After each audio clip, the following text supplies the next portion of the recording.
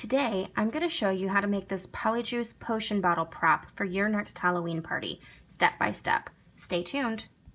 Okay, to get started making our Polyjuice Potion, we will need one glass container, and I chose one that had a cool stopper top just so it was a little bit more decorative. I picked this up in my local craft store, but it really could be anything. It could be a used old liquor bottle. It could be a bottle you have laying around the house, something you pick up at the dollar store. It can be anything. Next, we will need styling gel. I picked this up at my local dollar store. You never want to pay too much, but this is going to help us get the consistency that we're looking for. Some white acrylic paint. And it could be any craft paint really, but we just want a nice white paint that's water-based. I'm using a little bit of a watercolor brown that I have. This one happens to be burnt umber, but it could be any brown that you have, or even food coloring. A little bit of black glitter, a straw and a cooking skewer to stir with, and then labels that are printed on sticker paper. I printed these on sticker paper so that I will be able to just stick them to my glass container and I won't have to use Mod Podge or glue. Okay, so to get started, we're going to go ahead and uncap our bottle, and I'm going to begin by adding some of the styling gel in. Shake it to the bottom here. Okay, and it's best if you kind of lean it a little bit so then that way you can get a good pour in the bottle. We're going to put a decent amount in the bottom.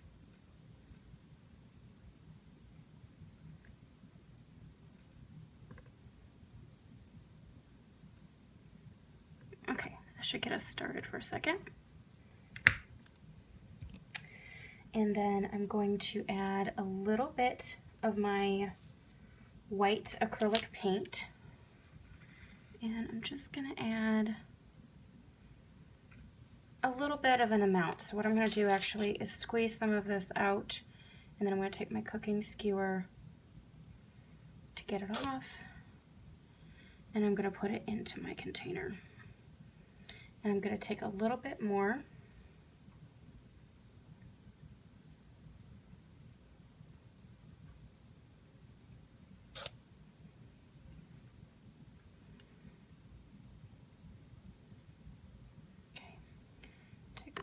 Okay, now that I have the white in there, I'm going to go ahead and take my straw, because it's going to be a little bit more of a stronger stirring surface, and I'm just going to mix that in.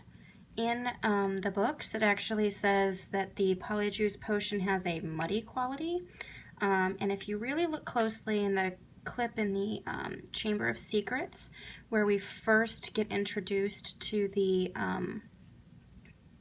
Polyjuice Potion, if you look really close when I'm drinking it, it's kind of a weird creamy light tan color, and then it has like little black flecks in it. So we're going to mimic that today. So once you get that kind of mixed in, it's got a little bit of a creamy quality to it, we're going to add a little bit of our brown paint. So it can either be brown watercolor, it could be brown food coloring, craft paint, whatever you have. I'm just going to put a little bit on the end of my straw, and I'm going to put it into my container. I'll back this up so you can see it. And I'm just going to mix that in.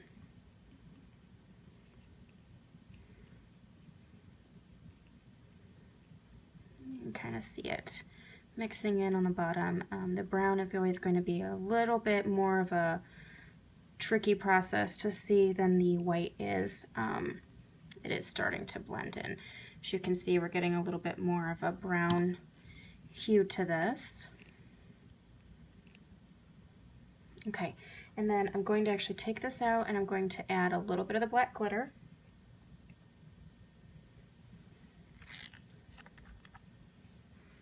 Not a lot. I just want a few little black flecks mixed in with it as we go.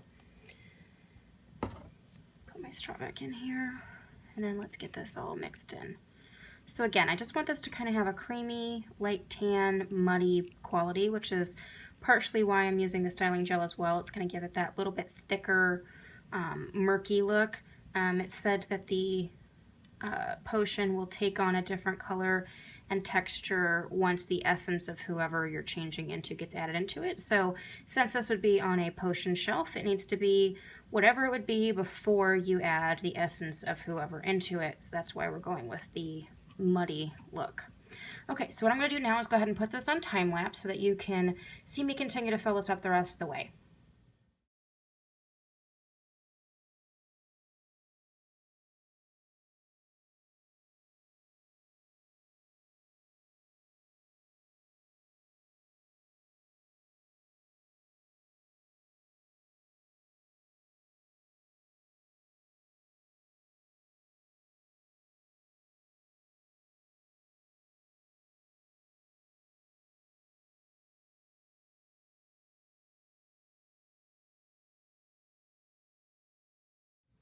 Okay, now that it's pretty much filled up to the top and it's mixed together decently well, I'm actually going to cap it, and then I'm going to give it some really good shakes because it'll help just kind of solidify and mix any remainders up. Let me make sure I get this capped good. Okay, and then we're just going to kind of shake it up a little bit. Okay, we're going to get ready to embellish. Okay, so now that our potion is complete, we have a nice muddy frequency here with some little black flecks that could be like the lacewing flies or something like that. I'm going to take our sticker label, and a lot of times it'll have these great breakaways on the back that will help you to be able to peel the backing off a little easier.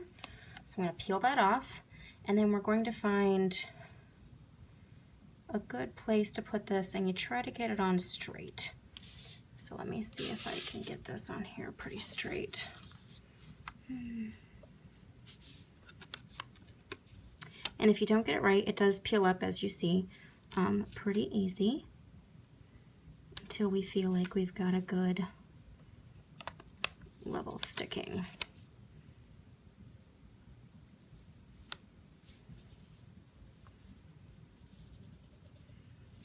I think that's going to be pretty good. With these rounded bottles, I always try to start with the middle and then work your way out towards the curve and just continue to press and give good, nice, firm motion. And if need be, run your nail along any creases, but just give it a good rounding. If they are a really, really rounded jar, sometimes you have to cut little staves into it to get it to curve a little bit better, but I don't think we're going to have to do that. But I don't like how deep that crease is, so I'm going to pull it up and recrease it down.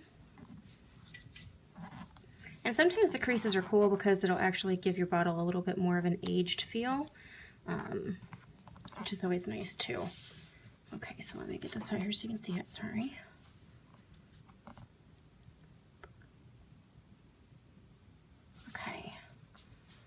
And I think we'll go with that. And then I'm going to take this top one. I actually made for up here, so we're going to stick that on now too. Peel the backing paper off of that.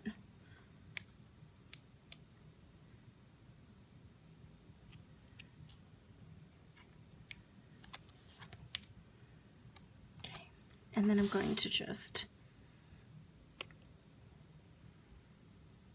center that up.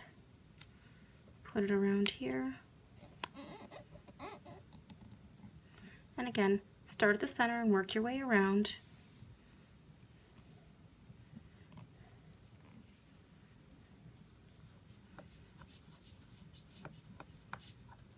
And just get any of those creases to really flatten out.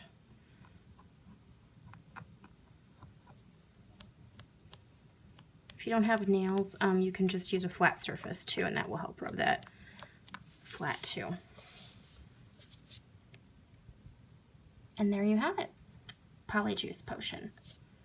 If you liked this video, please comment and hit the like button. If you haven't subscribed, please do so. Thanks so much, and we'll catch you later.